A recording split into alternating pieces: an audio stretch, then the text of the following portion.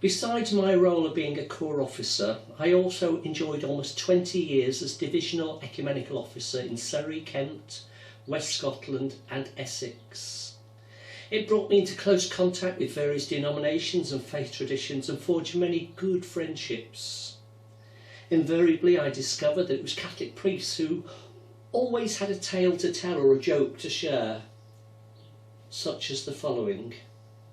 Once there were two nuns on the way to the convent hospital where they were nurses.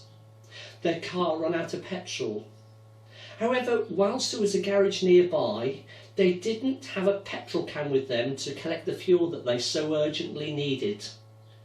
Then one remembered she had a bedpan in the boot of the car, so the two of them took it to be filled with petrol. As they carefully poured the petrol from the bedpan into the petrol tank, two men drove by staring in utter disbelief. Now that, said one, is what I call faith.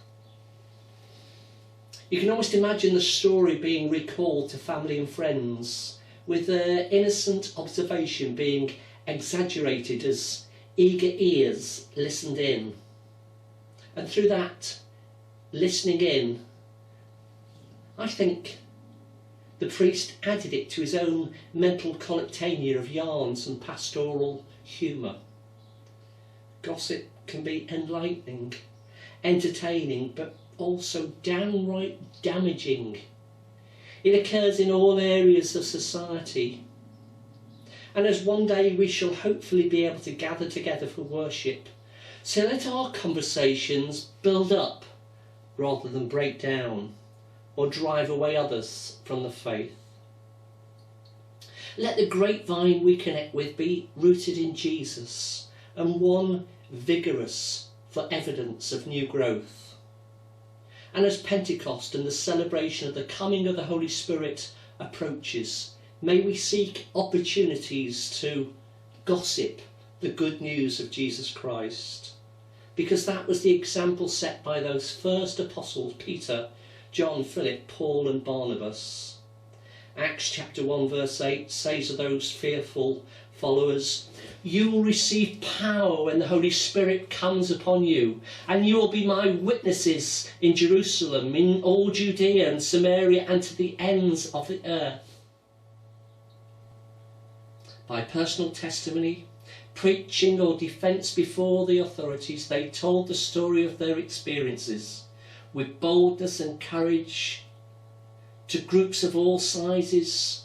They faced ignorance, persecution. Stephen died, and as Acts chapter 8 verse 4 says, those who were scattered preached, or more correctly, gossiped in their own words what they had seen and heard about Jesus. And with the Holy Spirit's indwelling power, it worked. God's great plan through Pentecost was, and ever is, every member evangelism. And this is how both the early church and the early day Salvation Army grew. So gossip the gospel.